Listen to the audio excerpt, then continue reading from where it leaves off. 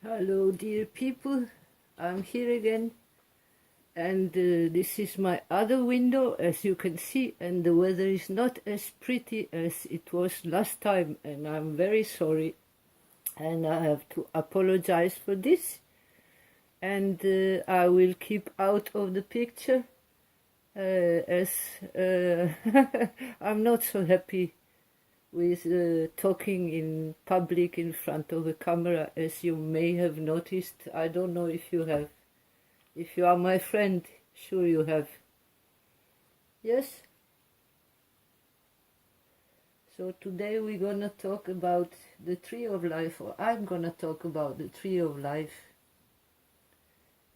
And to make it simple, this is something that came to me, it probably came to you as well, that we are like trees in the way that trees are not moving, at least not in ordinary reality. They do move in the night, they even dance, I tell you. But we have roots, we have trunk, and we have branches. And if we compare this to our human story, one could say we have our past, we have our now, and we have our future. If you like it to see it that way, that is one possibility.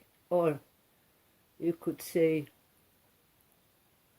if you are in the shamanic way of thinking, that we have a lower world, we have a middle world, and we have an upper world. The fact is that our feet are on the earth, and so are the tree's feet, and our head is in the sky, and so is the tree's head. So, if you allow me this comparison, in other traditions you might find the same kind of symbolic division, that is the lower world, or our roots. It's called the lower self, the middle self, and the higher self. And these three parts have, of course, different functions, and they work different ways, but I will not talk about that now. I'll just talk about how complex our existence is, and how complex how we become is.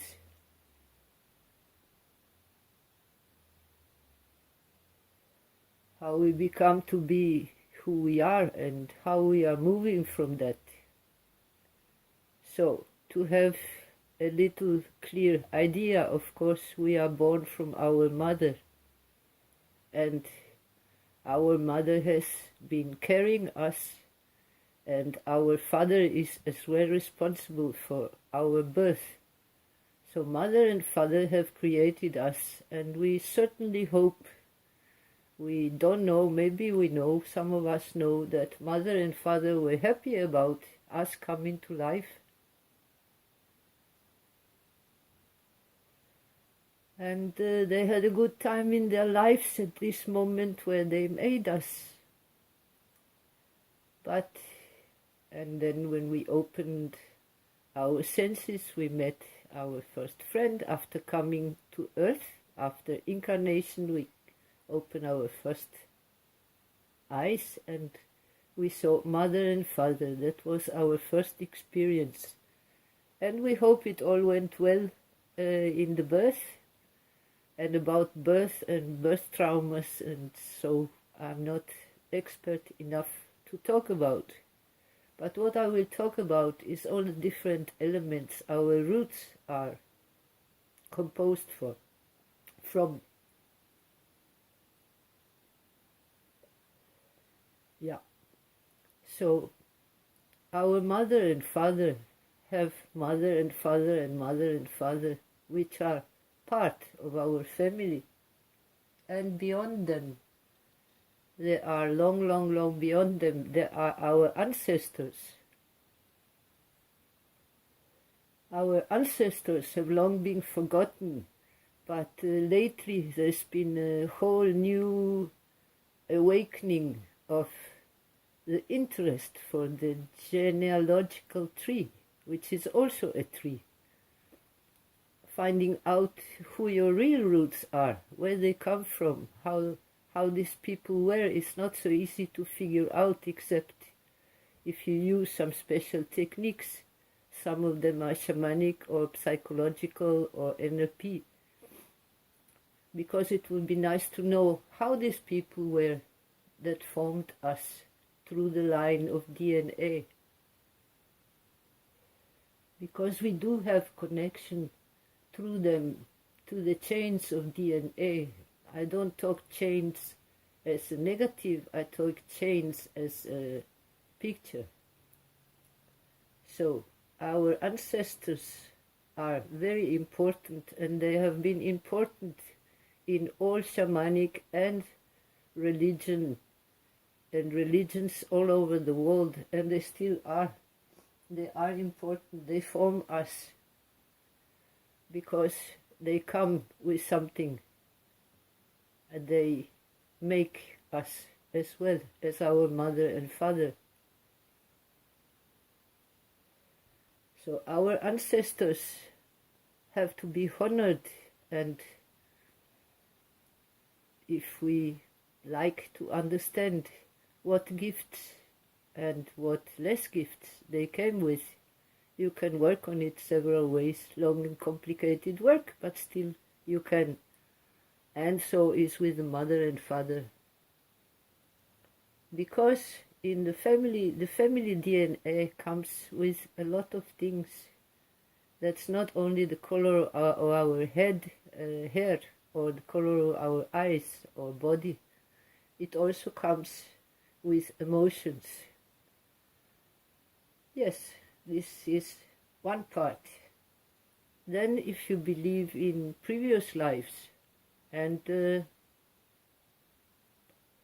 I don't know if you believe, I didn't know if to believe or not until I had some experiences of my own previous lives, and I had experiences with my clients' previous lives. So that is also eventually, if you believe in it, a part of our DNA.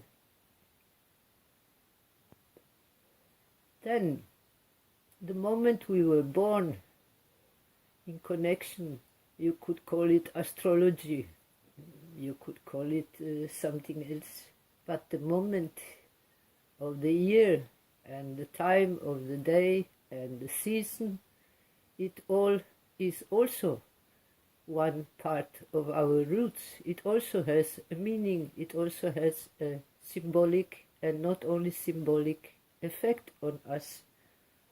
And that is what now it's called astrology. But there are several kinds of astrologies and several kinds of systems that explain this part. Excuse me. Then the land, the location we were born on, has a body of energy, of course, like everything, that is both composed of the natural features that are in that land, and it's composed by the climate, it's composed by how is this land, what kind of land is it, what kind of population, how is the population, are they peaceful or are they aggressive, or what they do, what kinds of beliefs they bring with them.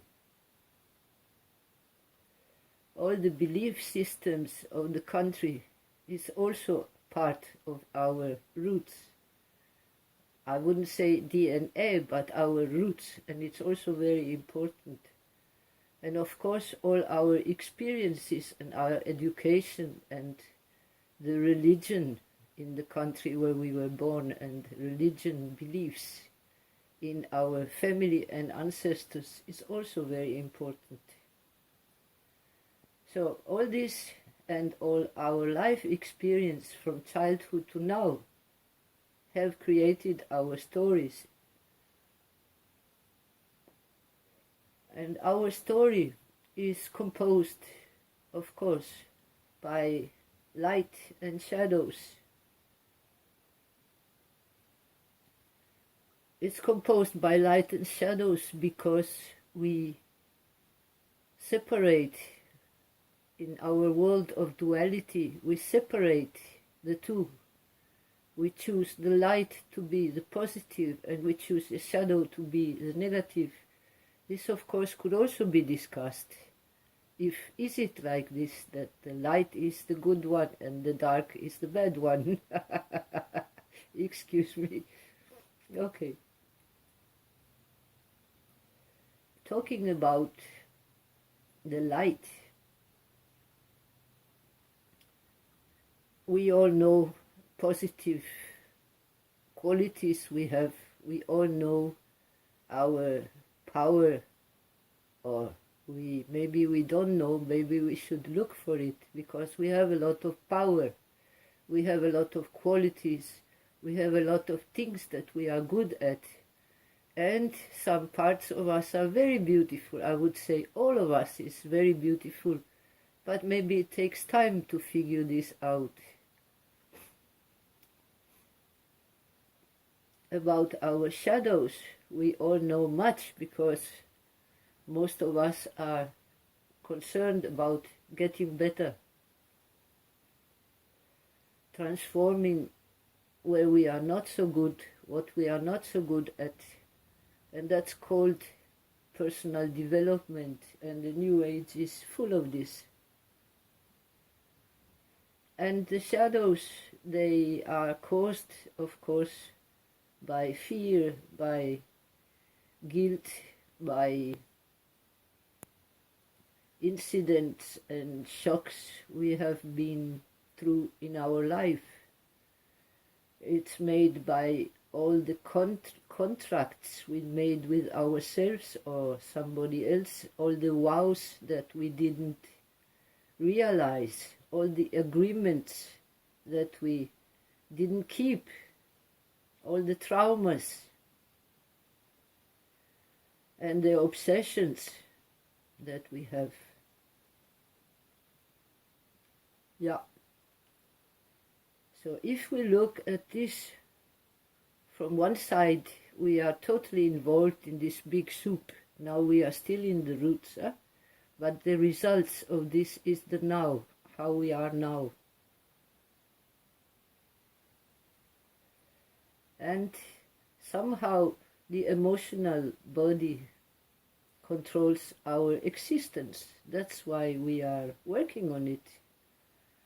Some of the most common postulates that we have been imprinting in ourselves is, I'm not good enough, I don't deserve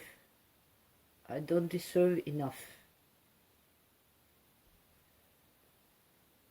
And one thing we are, most of us, fighting with or working with, as you choose to say, is our judgment.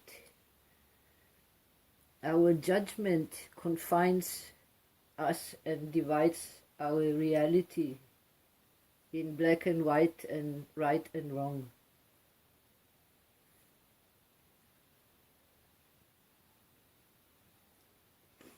Yeah.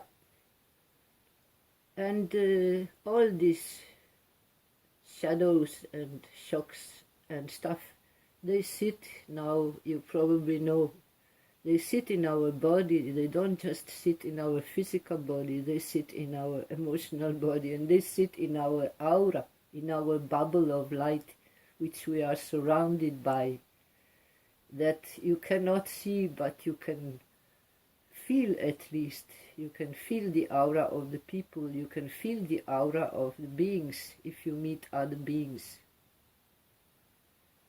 Oh, I forgot a little bit about loves in your childhood could be a pet that you have had, or a place where you love to go and hide, or a tree that you love to climb on and spend hours and hours away from everything and everybody. Those places also, and those pets, and these things, they have also power, and they also are part of our roots. Yeah. Well, there is one more thing that now I jump back to where we were before. I'm sorry, but I jump a little bit because I'm running on freewheel, as you know. Another thing most of us are stuck on is that we have difficulty in forgiving ourselves and forgiving other people as well. So these things create limitations. They create hell around us, where we could live actually in a decent paradise. Maybe not paradise as it's pictured, but we could live in a place of inner peace somehow, if we are looking for it, if we are. So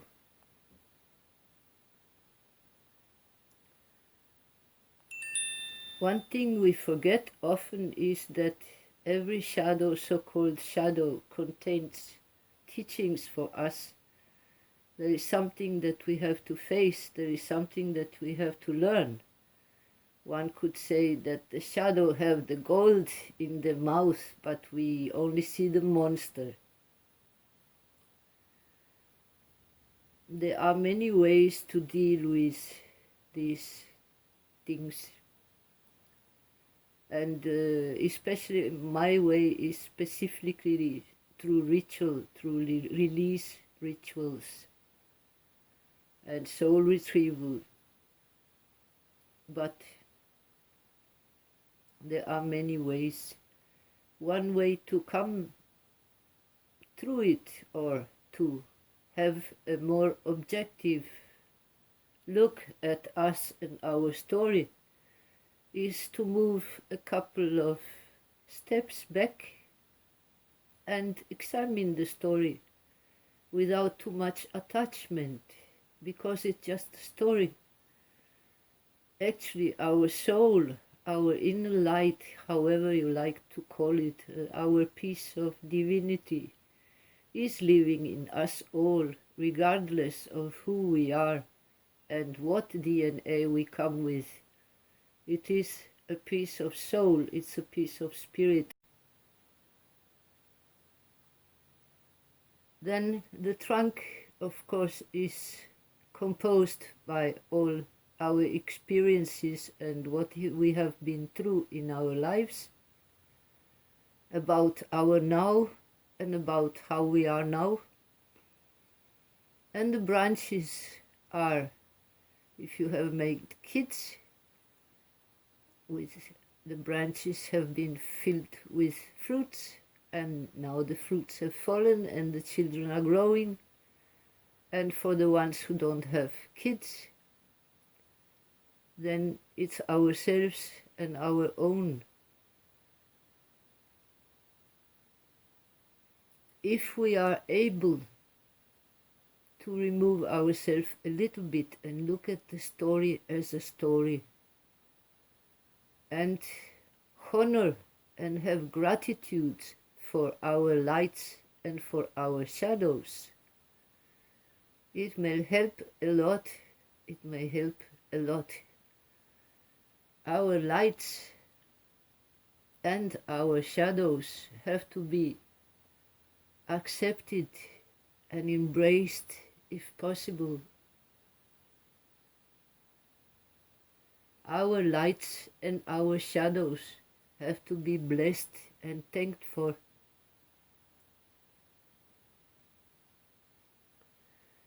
And if you can't do that, of getting out of the story, then there is something else. Just think about Do you know anybody who never made a mistake? We are judging ourselves so bad. We are judging ourselves and the others so hard. Do you really know anybody who never made a mistake? Maybe the saints and maybe the prophets didn't, but maybe they also did. It's because we are humans.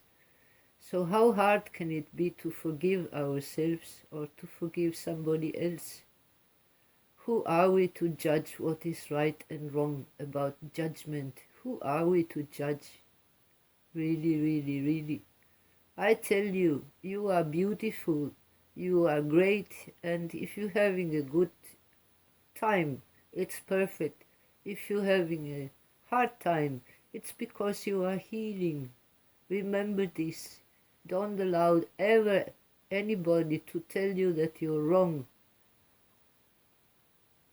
It's very, very important. But of course, we have responsibility. After we have awareness, then we have responsibility, and responsibilities are not always easy because we have choices and we have to make choices all the time. We have to risk all the time. We have to risk the unknown many times. Change, as somebody says, is a spice of life. But change can be also very hard. And in periods it can put our life and our head and our whole being upside down. Don't worry. From chaos, this universe was made, so we can go through chaos. It's not a defeat. Yeah. And then we look about where we really like to move while we are in the trunk. And why do we really want to move there? Do we really want to move there? Where do we want to move? And what will happen to the rest of our world if we move there?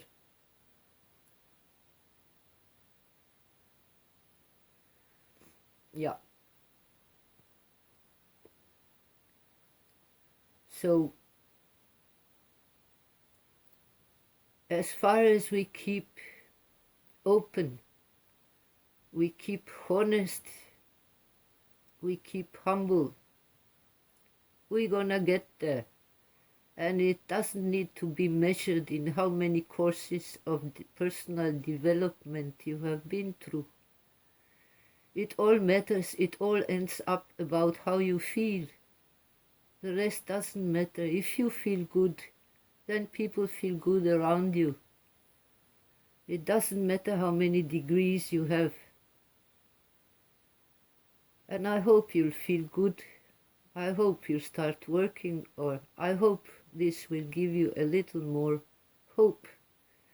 Look instead at what you have when you go down or when you are low energy-wise. Look at what you have, all the gifts you have received. You have received so many gifts and you still have so many gifts. There is nature around you. And nature is your friend.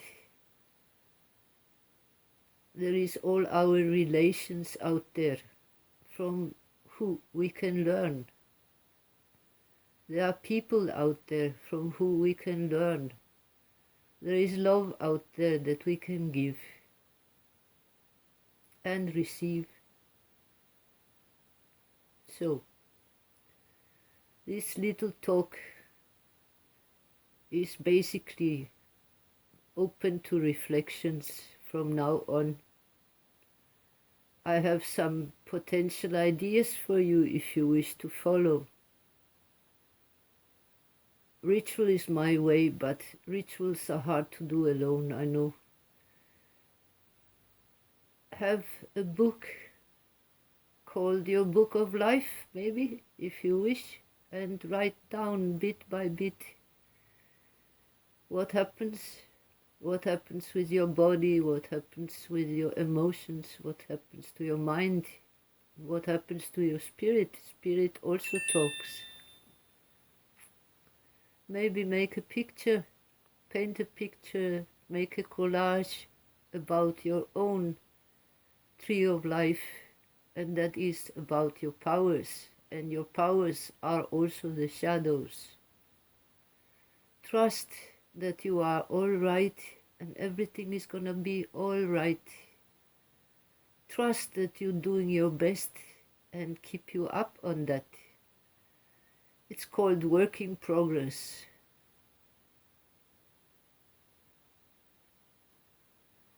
Then I will end this little talk with some beautiful words that can inspire you. You can feel whatever you wish in them, like I accept myself or life or anything. So the words are: I accept,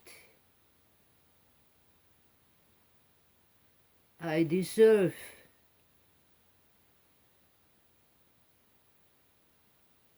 I love, and I trust.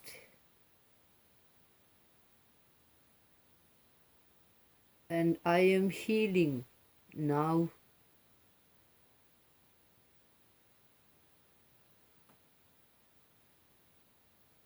These things you can work with.